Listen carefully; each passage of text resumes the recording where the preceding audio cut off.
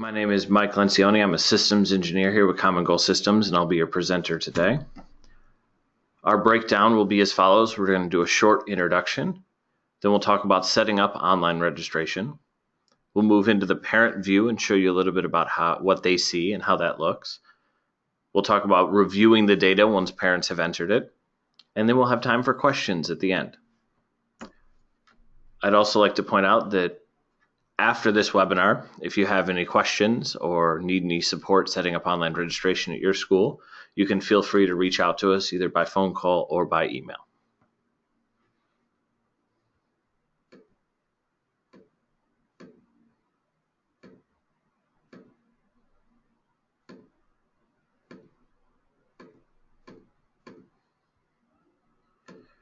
All right, so online registration starts up at the district level.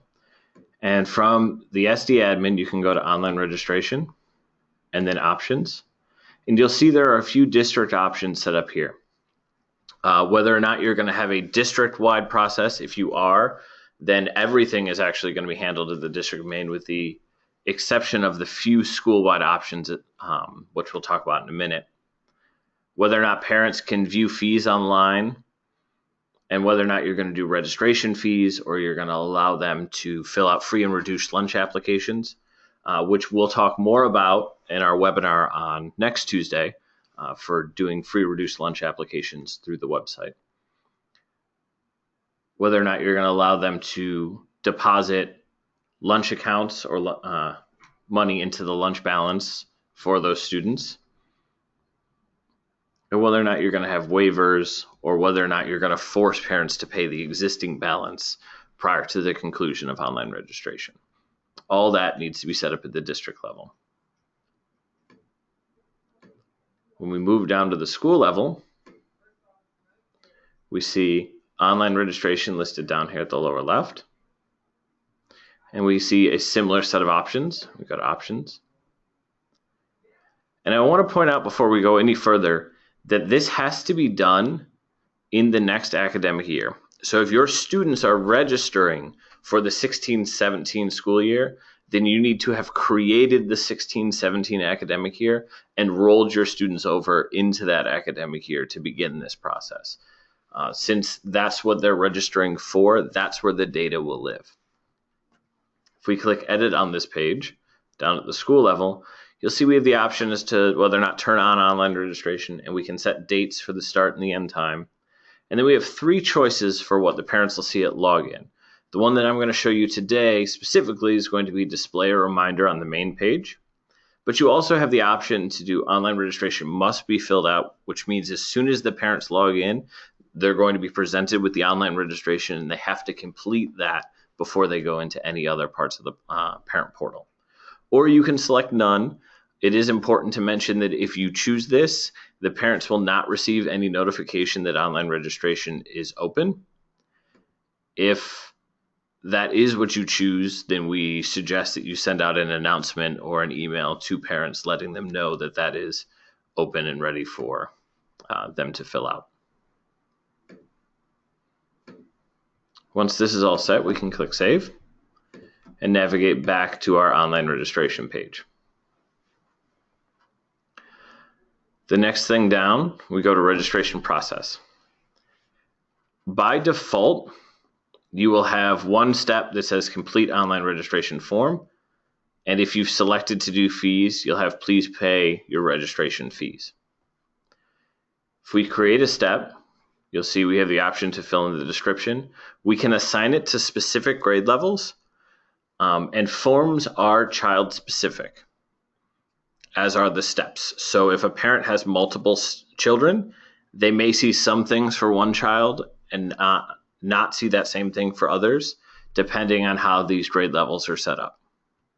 You have the ability to select an attachment that parents can then download. I know a lot of schools use this for address verification forms, or if they have a code of conduct that they want the parents to physically sign, then they can upload that attachment, the parents can download and print them off. You have the ability to send them to an external link. So if you have another system or another website that they have to go to put their information in, maybe they need to sign up for different sports or activities or something like that, you can put that link in there. And you have the ability to track the completion. And we'll talk more about this towards the end. But what this allows you to do is see for each individual student whether or not their parents have done that step. So already created in here, you'll see that I have one downloadable form as well as a URL that parents can go to. And we're going to go ahead and track the completion for both of these. The other major thing added on this page is our form. And this is where the system is going to present parents with data that's already in the system for them to update or change or alter. So we can go ahead and click View Form or Edit Form down at the bottom. And it brings up all my different headers, like student information, family information, emergency contacts, and then the different things that will be underneath that. And this is really easiest to understand if we start with what the parents see. So I'll go ahead and click Preview Form and type in the name of a student. And so you'll see we've got these tabs across the top. And when we click into one, the parent will be presented with whatever fields we've created underneath that tab. So they have the tabs, you've got a little bit of a header with some information about it. Please complete all the family information. And then this is information that is currently stored in the system for this student that the parents can then update. We can go back to the form and look at this now that you kind of have that context. And so you'll see, please complete all information and all information fields. That is our header. So that's the directions that's going to be presented to the parent. And then is your child returning is the actual field that they're going to be updating. We can create new fields.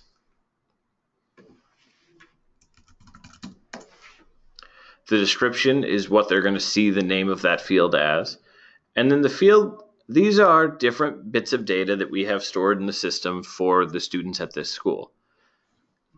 When selecting a field, you can select either the preloaded ones that we have in there, such as home phone, birth country, stuff like that, or by going to Options, Configure Student Data, you can build custom fields that can be included as a part of online registration. We'll go back. I can select either a new tab or a header from the drop-down, or I can select one of the fields that I want them to update. I then have the ability to say where in this process I want based on the sorting. So I'm going to put it in miscellaneous down at the bottom. And you can again select a grade level if you want to filter that way. We can click Save. And you'll see now that my sample is listed right here. Once the form is complete, we can go ahead and go all the way back to our online registration page. And we can click Registration Fees. And if I edit the fee I've already created, you'll see I can decide if this fee is mandatory or optional. I know a lot of schools have like PTO donations that are optional that can be added as a part of this process. I give it a title, and then I can select the amount that's going to be paid for each student depending on their student type. I then choose the account and category that I want to apply that fee to and what grade levels, making it easy to differentiate depending on how fees work at your school or at your district. And I can click Save. And back. And once all that is done, once my 3 steps under setup are done, parents are then ready, as long as we have it turned on under Options, parents are then ready and able to go in and complete online registration. So I can show you a little bit about how that looks. If I go to Parent Main, right on login, you'll see I have my announcement set up here. This announcement is customizable from that Options screen. I can click Online Registration. And I see my steps listed here. The very first one that I have listed is complete the form, so we can do that. Is the child returning? Yes. Go to my next tab. I'm presented here with different information about the contacts. And let's go ahead and change Dad's phone number here. And I can click Next. And you'll see under emergency contacts, there's two different ways they're listed. The emergency contact on the left is grayed out. The parent can't update that data. And the reason that it's grayed out is because that emergency contact is a custodial parent of another student. We don't want parents updating other parents' contact information, so we gray that out when it's linked to another student as a parent. The emergency contact on the right, however, is only an emergency contact and only for this student or students of this parent. So that is able to be edited. Parents also have the ability to add additional emergency contacts if they feel they need to, or delete current ones that they have listed. I think this looks good, so we can move to miscellaneous. You'll see we have a couple options here that weren't filled in. Maybe these are new fields for this student. You can fill out the place of birth, and I asked for this date. And then we can move to contact information. This all looks good. I think it's okay to mail the forms home and click Save. The parents now have a checkbox here showing that that is complete and they're good to go. Moving to the next step, I'm going to download the sample packet.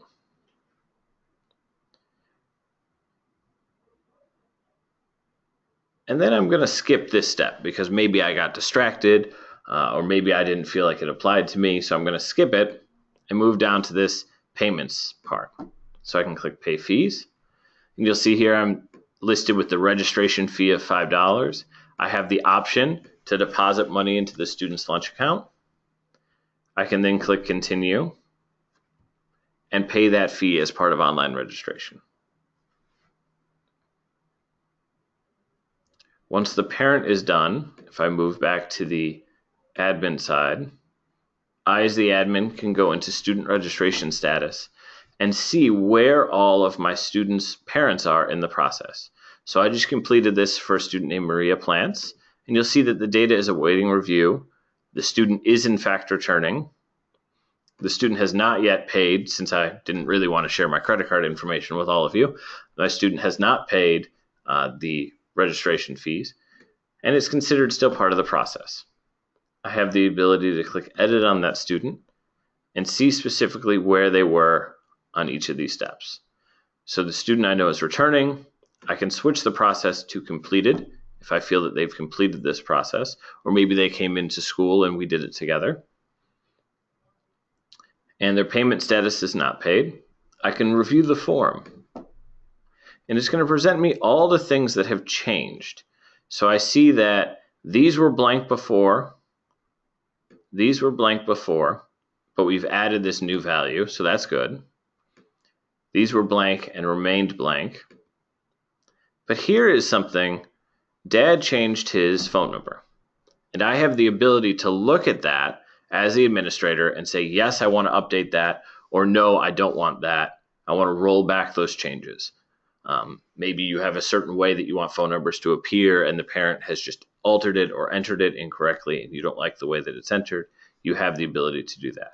I'm going to go ahead and say that this is save and marked for review. You'll see that this parent has not downloaded the packet and has not gone to the link. So you have the ability as an administrator in the system to look and see if the parents actually completed those steps. Now, I can't say that they have actually downloaded this, read it, and signed it, but I do have the ability to see if they have downloaded it or not. If the parent is doing this in the office and I just hand them a form, I have the ability to switch this to complete and save it. And then we get our green check marks. If at the end of your registration period, you have a number of students who you need to do in mass or you need to update in mass, you do have the ability to mass edit these fields. Whether or not the students are returning, yes, no. their registration status, all that information, and apply it to them. You also have the ability from this page to mass apply fees, and that'll just show up as a negative balance on those students' accounts until such time that they come in and pay it.